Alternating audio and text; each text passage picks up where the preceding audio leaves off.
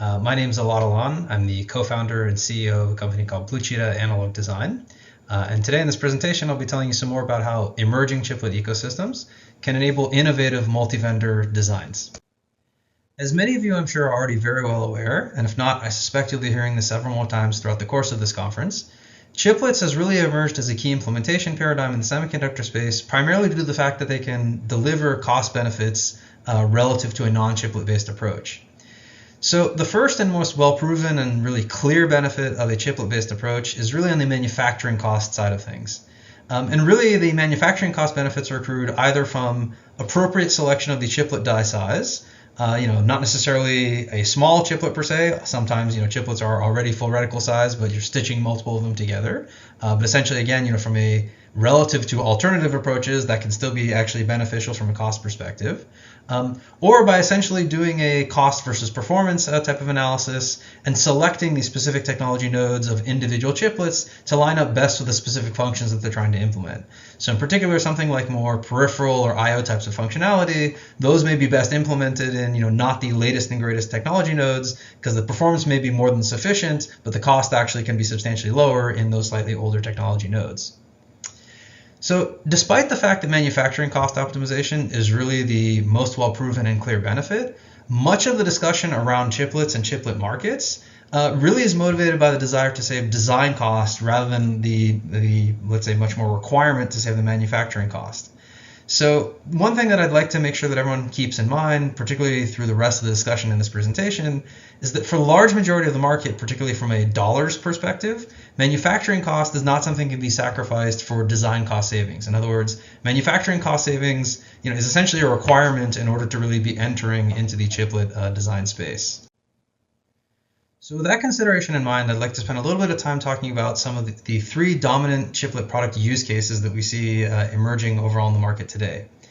The first is what we refer to as a single vendor scenario, where, at least conceptually speaking, a single vendor owns all of the different chiplets in this particular package. And they're really defining each of the chiplets in a way that they believe gives them the maximum benefit and performance and so on and so forth for a given product or product family that they are developing. So here, when you're thinking about, sort of in the single vendor case, from a design perspective, what are the priorities? Because, essentially an individual organization owns all sides of this, you're really very strongly motivated to go and optimize very heavily for power, performance, and area and cost while meeting the particular feature set that you have in mind for this particular market or product family. If we go all the way to the other side of things, the so-called plug-and-play type of market, this is the one that really there's a strong vision and sort of desire to reach, where the idea would be that you basically, sort of take off-the-shelf chiplets from, some DigiKey or other, sort of chiplet catalog, and you put them together in new and, sort of previously unforeseen or unexpected ways. And, in putting them together, we'll then realize a system and package that can become a new and innovative product in one way or another. So here, obviously, you still have to care a lot about power, performance, and area and cost, because obviously you still have to compete in an overall market, for the end functionality. But obviously, interoperability and configurability now become very, very important because, in order to enable this type of vision, you really would have to be able to take, sort of a chiplet from anywhere and put it together with other chiplets, quote unquote, from anywhere, and be able to make that work. Now, for reasons that I'll delve more into in detail in the next slide, this is still really a very, very challenging thing to achieve. Perhaps some of you could tell from my tone that, this is, sort of something that, is a great idea, a great vision, but, not really quite there in practice. Instead, however, what really is very much happening and emerging already is what we would refer to as a multi-vendor ecosystem, where really we're able to get the large majority of the benefits that people are looking for in the plug-and-play market, but do so in a much more practical and immediately realizable type of way. So the idea in the multi-vendor ecosystem is that you get groups of companies together that have aligned interest sets and aligned, let's say, sets of expertise that they can apply to each of their individual chiplets. They will jointly define the product, let's say, or product family that they're developing. And then within that product and product family, they can then very concretely define what each of the individual chiplets are supposed to do, what their thermal footprints will be, what their mechanical footprints will be, what their electrical profiles will involve, and so on and so forth. And now you're sort of similar to the single vendor case in that you now have very concrete and specific goals and specifications you're trying to achieve, but that's also only for this one specific socket, with socket being used sort of loosely here, meaning the thing that the chiplets will plug into, as opposed to sort of for any broad unforeseen future usage. So here, once again, from a design priority, power, performance, and area, and cost are obviously the critical ones. And being standards-based is also essentially typically a desirable approach.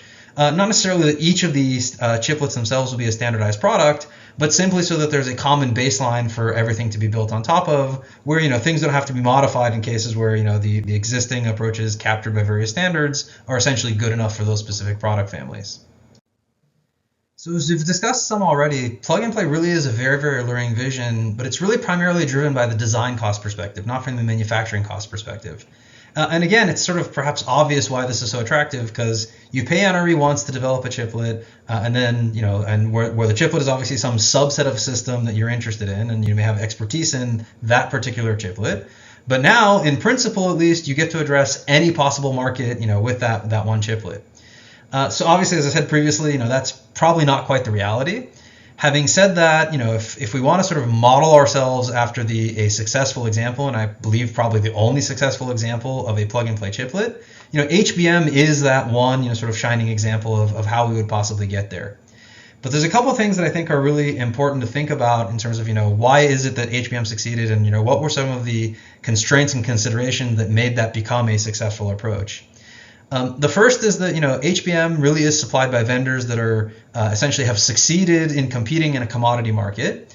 And second, very much related to that, is that HBM chiplets are very, very tightly functionally, mechanically, and electrically specified by a standards body. In JEDEC, in HBM's case, by JEDEC, right? And so kind of the point here is that we really need to be thinking in that mold. And that's why we sort of mentioned this chiplet socket idea in the prior slide of, hey, we need things that are of essentially similar, if not even actually more detailed level of specification when we're starting to think about how could we build logic chiplets that are approaching the quote-unquote plug-and-play ability of something like an HBM. The challenge here, of course, is that logic chiplets tend to have significantly higher functional and hence electrical, mechanical, and so on and so forth diversity than something like a DRAM does. It's not to say that DRAM products are not sort of amazing pieces of technology. They absolutely are, but they're intentionally, they're very much simpler than something like a processor or an I/O subsystem or so on and so forth. So the point here is that, if we try and then think about taking a logic chiplet and making it truly plug and play outside of the, sort of beyond the context of what something like a chiplet socket would imply, meaning a chiplet defined for a particular product or product family, then what's very typically going to end up happening is that if we try and make that one chiplet, sort of serve too many end goals, as you can probably imagine, this is very likely going to lead to schedule, cost, power performance, or other sort of key characteristic overruns, because you can very easily get into this loop where you're not sure what the right thing to build is because there's so many varying requirements in so many different markets, and there's so many different challenges one would have to address in order to make things actually be truly interoperable in a package, which again is, to be clear, very different than integrating things together on a PCB, that the end product, either will never sort of make it out of the door, or will just have so much overheads involved in it that it just simply doesn't become very attractive relative to something that's much more customized and streamlined for the particular application at hand. So as we've touched on a few times now already in this talk, at the end of the day, what we really believe is that multi-vendor ecosystems are therefore the way forward, right? Where, again, the idea is that in these multi-vendor ecosystems, the partners in that ecosystem will define the individual chiplet sockets that really meet the sweet spots for their target product family, or overall product roadmap. And this will be true across a broad variety of end markets. We can easily imagine 5 to 10 plus sort of types of these ecosystems that emerge, where each one of them is defined chiplet sockets for their own particular sort of product sets and categories. And really sort of what's going to end up happening is that once these chiplet sockets are defined for individual ecosystems, the successful ones will end up serving markets that have large enough volume, again by dollars, that would then make it attractive for other players to come and design chiplets into these individual sockets that are defined now for these particular products and products families. Right. So again, very much we think the way that we should be collectively as a community thinking about this is not in sort of this, necessarily plug and play type of world, but much more that there's a specific socket with very, very concrete functional, mechanical, and electrical definitions behind it that we then can actually go and do design specifically to that particular specification, where again, as long as the end market target for that particular chiplet is large enough, that can then justify all of the NRE and other development costs involved in getting a chiplet to market for that specific use case. With that background in mind, the next point that we'd like to highlight is the fact that heterogeneous compute is really everywhere, primarily driven these days by AI, but really across a whole very broad range of application sets. And because chiplets is just an effective implementation paradigm to implement heterogeneous compute and sort of various other types of functions, chiplets are also going to be applied in a very wide variety of markets. So for those of you who aren't familiar with us, Blue Cheetah is an interconnect, die-to-die interconnect vendor. That's really where we focus and specialize. So what I'd like to do kind of in the remainder of this talk is, really kind of dive a little bit deeper on the interconnect side and explain sort of how the fact that we're going to be doing these individual chiplet sockets, along with the fact that chiplets are going to be used everywhere, are really going to cause the die-to-die interconnects to also have to carry forward a lot of that, let's say, functional and other implementation diversity that will exist even all the way back in the actual products themselves. So if we, again, zoom in kind of on the die-to-die interconnect side of things, there really is a very wide, let's say, variety of requirements that will be placed there that, we'll just have to allow that interconnect to work well and correctly in the specific markets that one is targeting and really the specific sockets that one is targeting. So just to give you sort of a very high level view, depending on what the package type is, the actual bandwidth requirements of the interconnect, the power consumption, the physical reach of that interconnect, the physical, let's say, footprint, and even the protocols that one carries, sort of across die-to-die, all of these are very much things that will end up influencing and requiring various modifications and customizations in that die-to-die interconnect.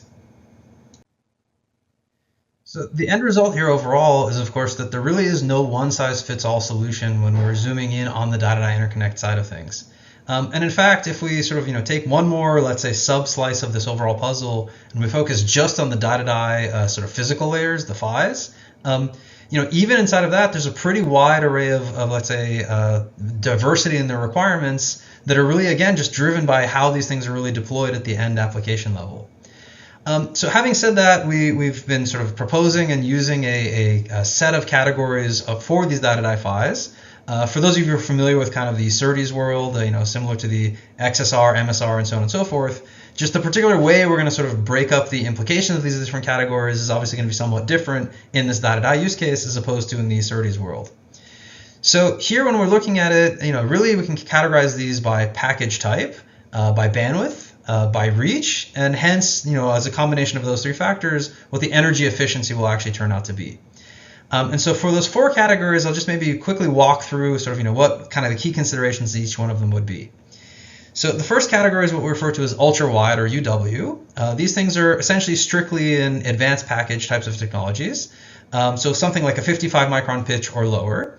And the reason that these are restricted to advanced packages is that, what we're really trying to do here is build as simple of an I/O as we possibly can, not truly, but conceptually, an inverter on one side and an inverter on the other side, something along those lines, again, to just make things as essentially compact and area as efficient as possible.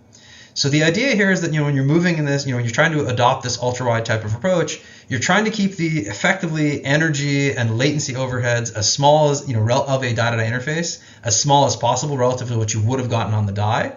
And on the die, the way you make things, basically work really well is you have many, many wires. So we're really just trying to repeat that same approach when we're working with an ultra-wide type of design, but from a 2.5D chiplet to chiplet type of perspective. So here you're usually restricted to up to around 8 gigabits per second or so. Whether this is the formal exact number, some range around that, don't take this as a strict limit, but this is typically around the region, sort of at 8 gigabits per second and below, where you can really successfully take this kind of approach. And this is definitely, the most energy efficient types of designs that one can build, typically in the range of, 0.3 picojoules per bit or less. The next category is what we refer to as an ultra dense or UD. This is still an advanced package only, but unlike in the ultra-wide where the goal is very much to scale things down as much as you possibly can, here, because you're really demanding much higher performance from a per-wire perspective, right? We're going to be running in the 8 to 32 gigabits per second type of data rate range per wire. Now you basically hit the point where the size of the circuits themselves is going to be the limiter in terms of how much you can scale effectively the bump pitches or the interconnect pitch. And so that's why I'm sort of putting a lower limit here of about a 40 micron sort of pitch or so. Again, don't take this as a hard limit, but this will give you a rough idea of where these things land. So here the reach is typically fairly restricted, less than about 2 millimeters or so. This is typically just limited by the physical characteristics of the interconnect between the two chiplets. And because you've now pushed these data rates up, sort of to a higher level, the circuits need to be more performant, more complex. There's typically more overheads and other things that one needs to worry about. And so here you're looking more in the 0.3 to 0.5 picojoule per bit type of range. The next category is what we refer to as full reach, or FR. And in many ways, FR is sort of like the workhorse of what a chiplet interconnect might look like. So here, this is either on a standard or a fan-out type of technology. So you're anywhere from the maybe 55 to 130 micron pitch. Here, because the pitches tend to be larger, particularly in the standard package technologies, you're motivated to push the data rates up higher. So somewhere in the realm of about 40 gigabits per second or so is likely kind of the top end of where you're going to put things here.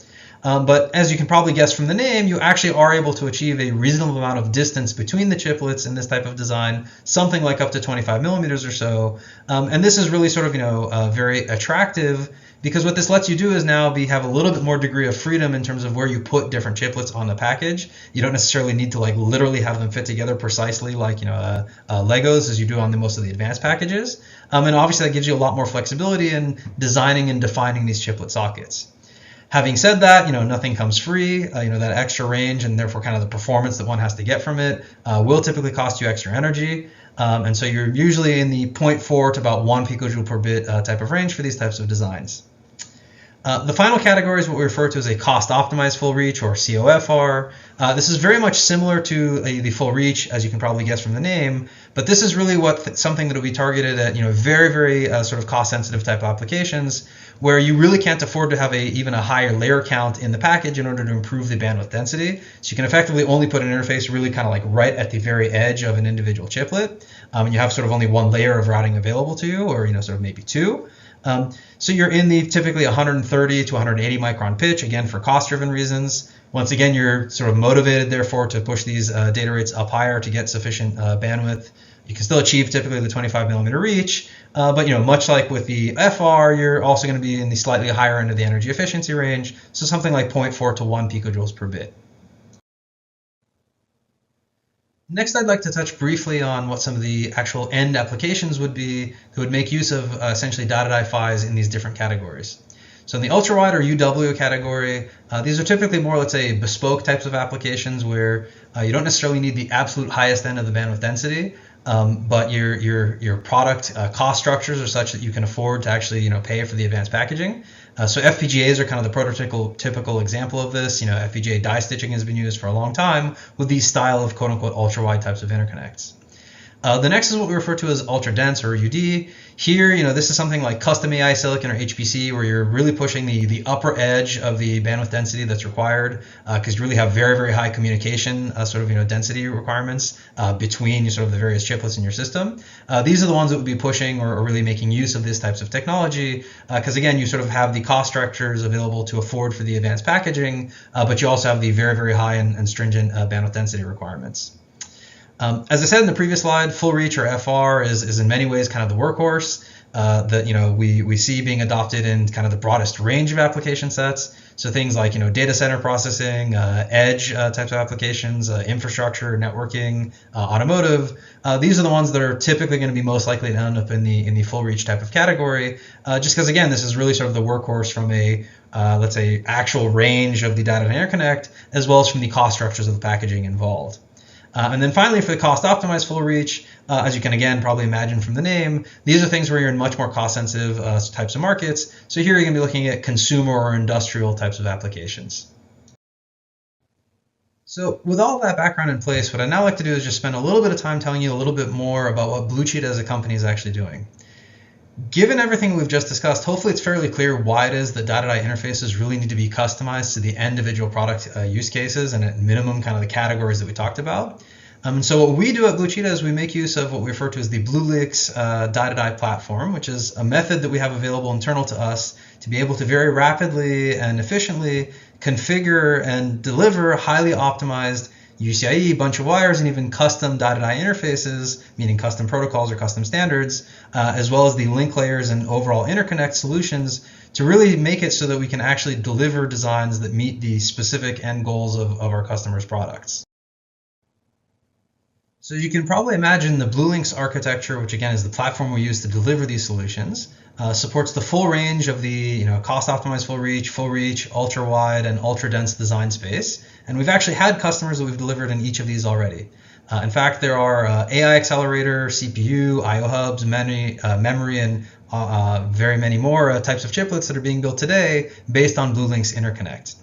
Our solutions are very broadly deployed and available. We have more than 15 licensees at this point. We have availability on 6 different process nodes across 3 different foundries. And just to sort of really re-emphasize this configurability and customization that needs to happen, we've also delivered more than 15 unique configurations of these data interconnect.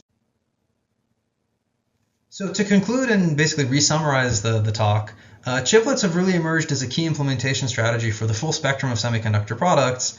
And this is really just driven by the fact that chiplets enable us to do primarily manufacturing cost optimization, but also in many cases some amount of design cost optimization as well.